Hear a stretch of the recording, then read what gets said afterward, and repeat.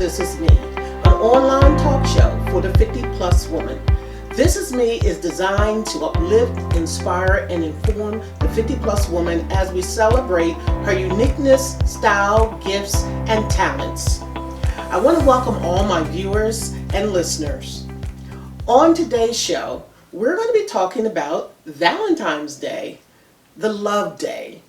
We're going to be talking about its origin, the history, why we celebrate Valentine's Day, and how Valentine's Day has changed through the years.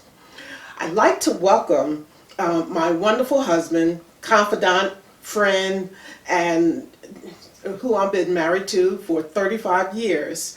And he has been a pastor, and I think he's just one of the best individuals who can also guide us through this topic on Valentine's Day. He has a wealth of information that he can share with us on this topic of Valentine's Day. So, Pastor Bruce, we want to say welcome, and we would like for you to maybe give us a little history and background on Valentine's Day. I mean, February 14th is considered to be a day of love and showing your love and even giving of gifts. And February 14th, every year, we tend to celebrate this holiday. And although it's a day of romance and a day of love, it kind of has this gloomy and dark past to it as well. When you look into the history of it, I have a little information here that I want to share. And first of all, you know, this holiday or this day that we call Valentine's Day, it goes way back. It goes way back to I think like 278, during the days of Rome, and it's interesting because the Romans had different ways of celebrating this holiday, as a matter of fact, and one of the things they did, and we're going back again to 278 AD to be more specific, and back in those days, Emperor Claudius II, he actually had Valentine, it was a priest named Valentine, had him executed. And he was executed, and I believe it was on February the 14th. Mm-hmm. He was executed because he had performed too many Christian marriages. Too many Christian marriages. All right, and you got to remember the tension back then in 278 AD between, Rome and Christianity. And so actually he was taken and he was executed.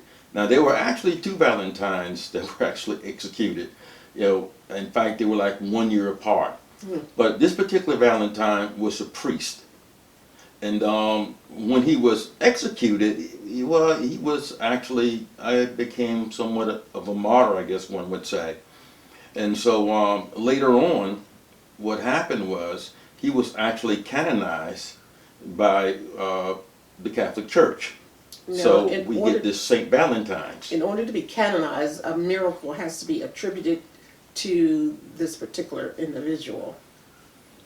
Well, based on the how the Catholic Church and the rules concerning the canonization of a particular saint, I guess he fell within the preview of those particular rules. He fell within that, but then also, I mean, you have to remember that this during February the 13th and the 15th, the Roman citizens, they had a day which they actually celebrated during that time, and it was actually celebrated, I have it right here, it was celebrated as the Feast of Lupercalia. And what they would do is the men would catch goats and dogs, they would kill and they would skin them. Wow. And then they would actually beat women with the carcasses of these dead animals. Beat the women? They would beat the women with the carcasses of the dead animal during this particular celebration. And the thing about it is the men would strip naked and chase women around and beat them with these dead animal skins. But the interesting thing about it, though, is that the women would actually line up to be beaten Wow. because they thought it would actually help with their fertility. Mm. And so they would actually line up to be beaten. Wow. But they had another custom too, which kind of connects with this whole thing of Valentine. They had a jar, and the men would pick a name from the jar of a woman, Mm-hmm. and that particular woman they would hook up with and become a couple during that celebration, Mm-hmm. or from that year to the following year of the celebration. And interesting enough, what would happen is sometimes they would actually get married and remain a couple. So it's kind of an interesting thing when you think about it. So the same woman that got beat by the man, or is this a different thing? I mean, they picked the name out the jar, but Right. does the woman still get with the carcass by the same man that was picked her name out the jar? I mean, it's a Or good is that chance two different separate things? that's a good chance because this took place between February 13th and the 15th. That's when this took place. Yeah. And so there's no doubt probably that some of the women who had gotten beat by a particular man, maybe their name was picked out of the jar, but remember, they saw this as helping with their fertility. Yeah. So it seems like a barbaric thing to do, but to Yes. them it had a rhyme and a reason to it back in those days. So it's the connection. Valentine, a priest, was actually martyred, was actually executed by Claudius II Right. around that time. Mm-hmm. He later on was canonized, became Saint Valentine, and so now we have what we call Valentine's Day, and some people still call it Saint Valentine's Day. Right. Now remember the history of all of this. There are different tales about this. I don't think anybody can really pinpoint the exact origin of all of this, but basically this is pretty much what it boils down to in a nutshell. Wow. Oh, that's something. Mm-hmm. Very, very interesting. Like you say, the dark gloom of, and as well as the execution of a priest, and how those two events came together to form what we now see as Valentine's Day. Yeah, it's interesting how things actually evolve. Yes. Where you take the feast of what the Romans used to celebrate, connected with the execution of a priest named Valentine, You're right. and it all sort of rolled together. Rolled together. Because I mean, for the Romans, this was actually a time of this was the love celebration, et cetera, et cetera. Yeah. So now we have what we call this Valentine's Day, Right. which does tend to have a very dark and bloody history to it. That's true. Well, you see that in other holidays that we celebrate, like Easter, and that has a tie of the resurrection of Christ, as well as a pagan holiday, and how those two So what it came about. came together. Yeah, it's interesting how a lot of these customs were brought over here, and how some of them actually were changed, and then they Yes. connected it with Christianity, and here we are. But Saint Valentine's Day, as a lot of people call it. Yes, yes, indeed. Here we have it. So now I want to talk about a little bit about the symbols of Valentine's Day. When I think of Valentine's Day, you always think of hearts and roses and chocolate candy and cards that, send our sentiments to our beloved and, and to those that we love, whether it's, our significant other or our child or friend or someone that we love. But when you think about Valentine's Day, you do see in your mind these different symbols of That's true. that represents love. So That's true. That's true. let's just talk about that a little briefly, and maybe just talk about maybe the heart. All right, but we can't speak of Valentine's Day without talking about the symbol that stands out the most in our minds. Yes. And that's Cupid. Yeah. I mean, Cupid, let's face the fact, you can't get away without mentioning Cupid, the little baby, naked baby That's true. with little Little wings pudgy. flying around, yeah, with a bow and an Yeah, arrow. with a bow and an And arrow. everyone when he shoots them, Yeah. they actually fall in love with one another. And it's interesting because that all has to do with mythology. So I mean, we go back to Roman, Greek, Greek, and even yes. Egyptian mythology. So when we look at Cupid, he was actually Eros. And Eros, was the son of a goddess, as well as the god of war. All right, so now you have this kid who, in mythology, wasn't a little fat little pudgy baby, but he was probably a teenager in mythology, and he was probably a tall, lean, good-looking kid. He also had a bow and an arrow. He was a good archer.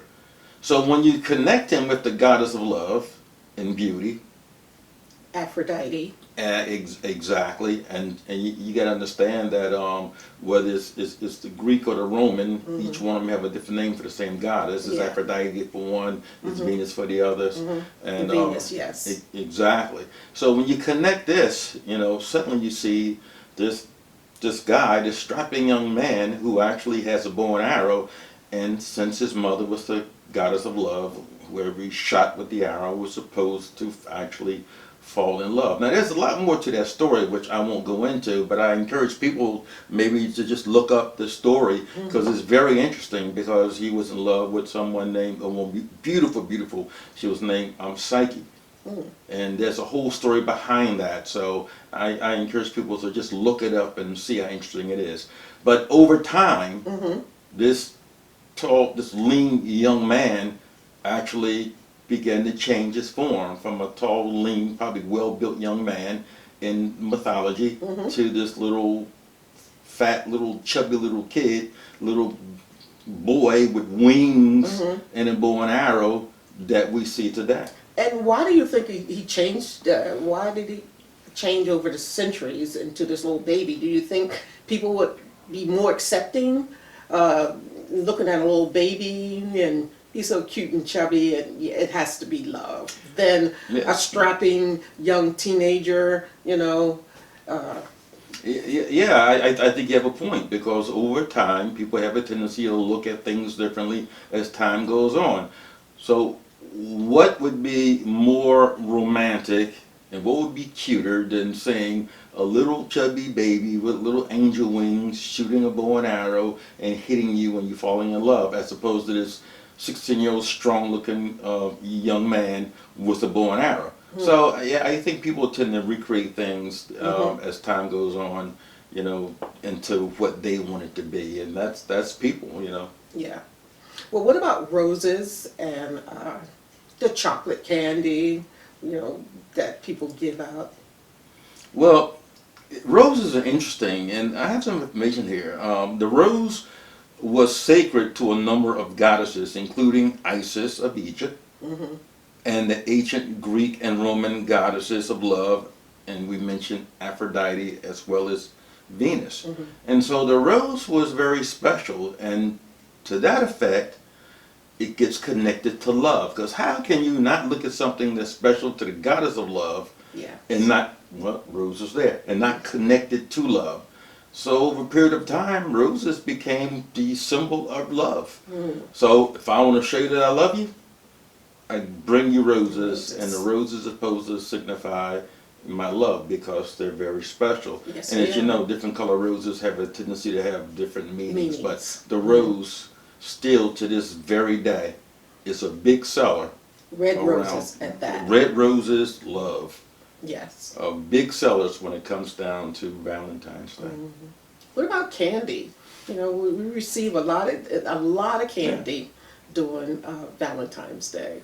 What was the significance of the chocolate or just candy, period? The sweets for the sweet. I mean, it's interesting because a lot of this goes back to England, and I think either the 14th, 17th century, somewhere around there, where they really started getting into this whole idea of romance and giving and exchanging of gifts.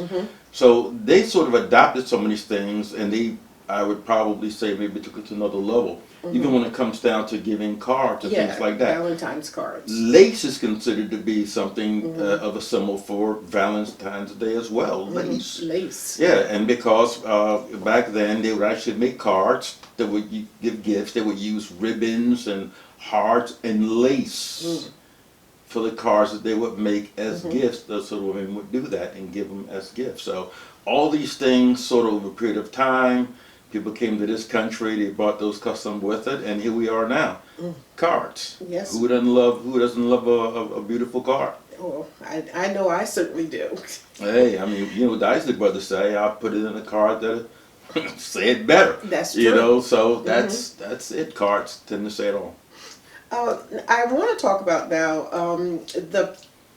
maybe the rise and decline of Valentine's Day and how it's changed, and how people are celebrating Valentine's Day in the 20th century, as opposed to maybe 20 years ago, 30 years ago. Good point. It has definitely changed how we celebrate Valentine's Day. Yeah. You know, No so doubt. let's just talk about a little bit on how Valentine's Day has changed. And you're absolutely right. It has changed. It's sort of lost some of its steam, one might say, because the popularity, you know, has waned, especially in America. First of all, you have to look at the fact that it is a huge industry. You're looking at something like 19, $billion. Wow, 5 billion spent on cards alone. 5 billion. On cards. On So you can cards. see cards as a big market. Yes. Maybe I should start making cards, you know, because this is a big industry. So when you look at it from that picture, you can see it's heavily commercialized. Yes, it is. So when you consider this, cards, flowers, jewelry, dinner reservations, and all the different gifts that we give or that people give on Valentine's Day, it comes up to about $19 billion. A lot of people feel that Valentine's Day has become over commercialized, Yeah. and they're spending this money, and the companies the corporations out there are getting rich, and a lot of people are saying to themselves, "Come on, you know, this is ridiculous. This is just an overly commercialized holiday," and some people are backing down from it and Yes. looking at other ways to actually Just celebrate it. Yeah, so some people aren't even really celebrating it anymore, and Right. others they're finding different ways to actually do it without getting so deeply involved in the financial aspect of it. Right. Now I've heard of like singles are having a no down Valentine's party, you know, and then other people are celebrating holiday, the Valentine's Day with their family, with their children, and as well as you said, some people have just banned it all together. You Exactly. know, because it's just one day, and Yeah. wherein I should be, you know, showing my love, you know, all year round. And do I need a holiday to really celebrate love to my significant other or other members in the family? I mean that's a good point. Yeah, I remember when our children were small, and they're all grown now, and we have grandchildren. But when our children were small, we all celebrated together. If we went out to dinner, we went out together with our children. So we made it more of a family thing as opposed to just isolating the children and just us. So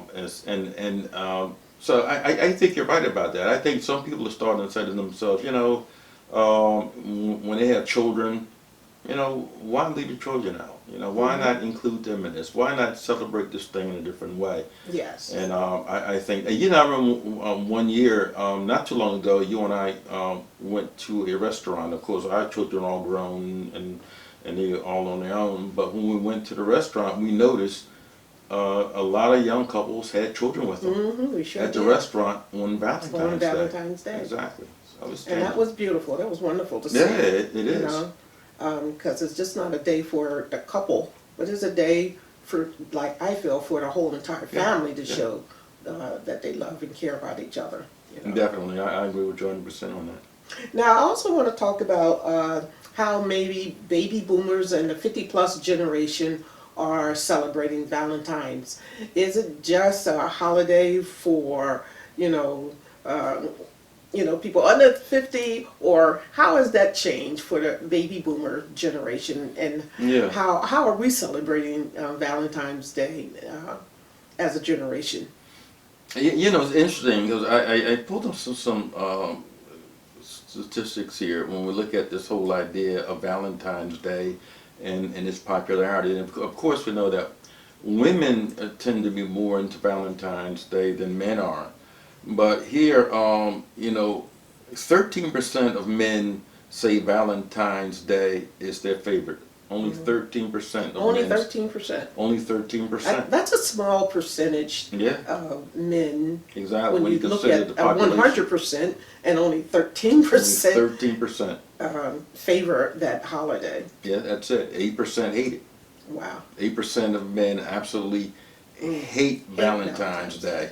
And meanwhile, 13% of women claim Valentine's Day is their favorite holiday. Only 13% claim it's their favorite holiday, compared to 5% of women who actually hate the holiday. And it seems that that number is probably growing with the people who really don't like the holiday, especially with the generation coming up now. And they're not seeing things in the same way, all Right. spending all this money. And for this particular holiday, making people rich on this holiday. But then here, women enjoy the single life more than men do. Only 9% of women are single and actively searching for a boyfriend. So when you think about Valentine's Day and we think about love, we gotta look at the fact that there are those are out there that really don't care. They're not really actually looking for anybody to be in their life, and and looking at having anyone. But then you got 13% of men who say that they are single, but they want a girlfriend. So there's a higher percentage of men that really want to be connected up with someone than there are women. You remember too, Valentine's Day was celebrated a lot by singles. A lot of single people really celebrated Valentine's Day at one time. Wow. But the truth of the matter is, and here's some stats here, Valentine's Day isn't just for unmarried people anymore. And it says here, although 19% of married Americans admit that Valentine's Day was as much of a big deal before they were married, 46% still celebrate Valentine's Day with their spouse. Well, So that's 46% celebrated with their spouse. I love hearing that, because that means as married people, we still see the importance of sharing and telling one another that I love you, and romance is not over because we're married. You're right. It's not dead. Romance is not dead. I'm glad it's not dead. I know in our house, romance is not dead, No, without it's a not. doubt. But I think it's important to do that. Now, when you get into the 50 and over generation, you gotta look at it like this. Men who weren't into Valentine's Day when they were younger, once they're 50 and over, it's not going to change. They didn't like it then, they probably won't like it now. And it may be that very few that, let's face the facts, there's always an exception to the rule. There may be some who crossed over that line and suddenly got this spark of romance, but I would say as a whole, if you weren't into Valentine's Day when you were younger, you're not going to be into it as you cross over, to that age. So, but I think that romance doesn't die when you hit 50 and over. Love is still in the air. People still connecting up and loving one another, and I think that's so important. It certainly is. Certainly is. So I definitely want to say thank you for coming on the show and talking to us about Valentine's Day and just the whole aspect of it. And I guess I just want to end on maybe your take on Valentine's Day. Should we celebrate it? Should we not celebrate it? What's your whole conclusion on this day of love? Yeah, the day of love. I think it's up to the individual to decide what they want to do. I do see, based on the numbers, that Valentine's Day popularity in America is declining, whereas in China, Hong Kong, and even in Germany, it seems to be on the rise. But in this country here, it seems to be more in a decline. I don't think Valentine's Day will go out of season anytime soon. I think it's going to be around for a while yet. If you like it, you like it, and if you don't, you don't. That's for the individual. Me, I mean, I'm neither for or against it. I'm kind of neutral. I mean, I got into Valentine's Day when I married you, and you just drew all that out of me. So and I love giving you gifts, and I just love seeing a smile on your face. So I mean, so you sort of brought that out of me at this point in time. So the love of my life. What can I say? And you're the love of my life as well, babe. I just think I think a day that we can show love and give love and receive love. There's so much hatred and division in the world. There is. So if we can stop just for a minute and tell people, that we love them, that we care about them, because as humans we have that capacity to love and to give love, and I think it's wonderful that we can just, you don't have to be Valentine's Day, but certainly a day set aside to show someone that you care about them, that you love them. What harm can that be? I agree with you on that.